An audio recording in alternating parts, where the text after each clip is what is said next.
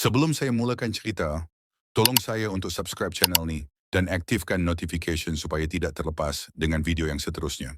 Di Tanah Melayu, berdiri sebuah gunung yang penuh dengan misteri, diselubungi kabus tebal dan dihiasi hutan rimba yang permai.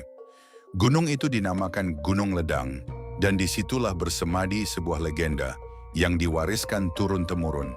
Kisah Putri Gunung Ledang, seorang tokoh mitos yang tidak pernah hilang daripada ingatan orang Melayu. Pada zaman kegemilangan Kesultanan Melaka pada abad ke-15, negeri itu menjadi pusat perdagangan tersibuk di Asia Tenggara.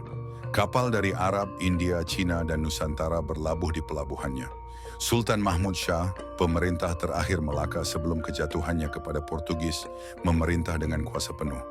Baginda dikenali sebagai seorang raja yang berwibawa, tetapi juga panas baran serta berkeras hati.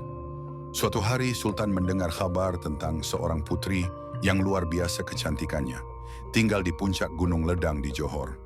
Wajahnya dikatakan berseri bagaikan bulan purnama, tutur katanya halus, dan dirinya dikelilingi oleh aura gaib yang sukar ditafsirkan. Hanya dengan mendengar cerita itu sahaja sudah cukup membuat hati Sultan bergetar dengan hasrat untuk memperistrikannya. Dengan keinginan yang membara, Sultan mengutus satu rombongan peminangan besar yang dipimpin oleh Laksamana Hang Tuah, Panglima Agung yang terkenal dengan kesetiaan dan keberaniannya.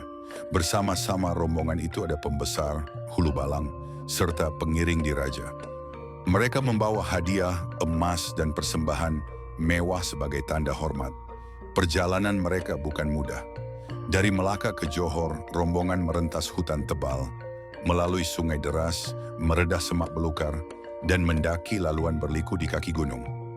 Bunyi unggas malam, deruan sungai, dan kabus yang menyelubungi laluan seakan memberi isyarat bahwa tempat yang mereka tuju bukan sekadar gunung biasa, tetapi wilayah gaib yang dijaga oleh makhluk halus. Akhirnya, setelah perjalanan yang melelahkan, rombongan tiba di lereng Gunung Ledang. Di situ suasana berubah menjadi sunyi dan dingin. Kabus turun menutupi pandangan, dan dari celah-celah kabus itulah muncul dayang-dayang gaib. Lembut geraknya, namun wajahnya penuh rahasia. Dayang itu mendengar maksud kedatangan rombongan, lalu membawa pesanan Sultan kepada sang putri di puncak gunung. Putri Gunung Ledang mendengar lamaran Sultan Mahmud Shah, namun dirinya yang terkenal dengan kebijaksanaan memahami bahwa lamaran ini bukanlah sesuatu yang mudah untuk diterima. Sultan memanglah berkuasa, tetapi baginda juga terkenal dengan sifat keras hati dan kemarahan yang sukar dibendung. Putri tidak mahu dirinya menjadi mangsa kerakusan seorang raja, maka baginda memilih untuk menolak pinangan itu dengan cara yang halus tetapi penuh makna. Lalu disampaikanlah 7 syarat yang mesti dipenuhi. Sultan sebelum perkahwinan dapat dilangsungkan. Sebuah jambatan emas dari Melaka ke Gunung Ledang. Sebuah jambatan perak dari Gunung Ledang ke Melaka. 7 tempayan air mata anak dara. 7 tempayan air pinang muda. 7 dulang hati nyamuk. 7 dulang hati kuman, dan syarat terakhir, darah hati anak sultan sendiri. Tatkala syarat itu dibacakan oleh rombongan, mereka semua terdiam. Mustahil syarat-syarat itu dapat dipenuhi. Jambatan emas dan perak memerlukan harta yang tak terhitung, sedangkan air mata anak dara menuntut kesedihan seluruh gadis di Melaka. Mengumpulkan hati nyamuk dan kuman pula hampir mustahil, kerana ia terlalu kecil untuk dikira. Namun syarat terakhir adalah yang paling kejam, menuntut darah hati anak sultan sendiri. Hang Tuah dan rombongan pulang ke Melaka dengan hati berat. Mereka tahu syarat ini bukan permintaan sebenar, tetapi cara putri menolak pinangan sultan dengan halus agar baginda tidak merasa dihina. Namun apabila syarat itu dibacakan di hadapan Sultan Mahmud Shah, murka baginda membuak. Wajahnya merah padam, nadinya bergetar, dan baginda tidak mahu menerima penolakan itu. Apakah syarat sebegini hina mahu diletakkan kepadaku seorang raja Melaka? Titah baginda dengan lantang. Namun semakin baginda berfikir, semakin bertambah keinginannya untuk membuktikan bahawa tiada syarat yang mustahil bagi seorang sultan. Maka bermulalah usaha untuk memenuhi permintaan mustahil itu. Emas dan perak dikumpulkan dari seluruh negeri, anak dara ditangisi untuk mengisi tempayan, bahkan usaha dilakukan untuk mengumpulkan hati nyamuk dan kuman.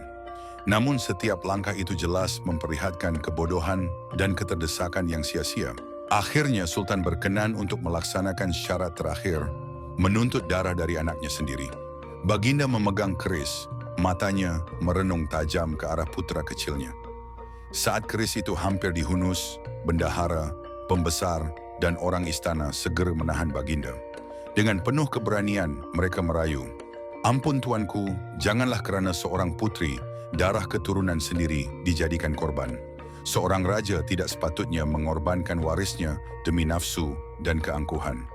Kata-kata itu menusuk hati Sultan. Tangan Baginda terhenti, keris terlepas dari genggaman, dan Baginda tersedar akan kebodohan tindakannya. Dengan hati yang berat, Baginda akhirnya akur. Pinangan itu digugurkan, dan Putri Gunung Ledang kekal di puncak gunung, jauh dari tangan manusia, terus hidup dalam lipatan mitos dan sejarah. Kisah ini hingga kini terus diceritakan, bukan sekadar legenda percintaan yang gagal, tetapi sebagai simbol kebijaksanaan seorang putri yang berani menolak kuasa, dan juga sebagai peringatan kepada raja dan rakyat bahwa kekuasaan tanpa batas hanya membawa kehancuran. Putri Gunung Ledang dilihat sebagai lambang wanita Melayu yang bijaksana, yang mampu menundukkan nafsu seorang raja dengan kecerdikan, bukan dengan kekerasan. Gunung Ledang kini masih berdiri megah di Johor, menjadi destinasi pendaki dan pengembara. Namun bagi orang Melayu, setiap kali melihat puncaknya yang dilitupi kabus, seakan-akan terbayang bayangan seorang putri yang tidak pernah menua, yang menanti di dunia gaib, dan yang kisahnya tidak pernah padam dalam sejarah bangsa.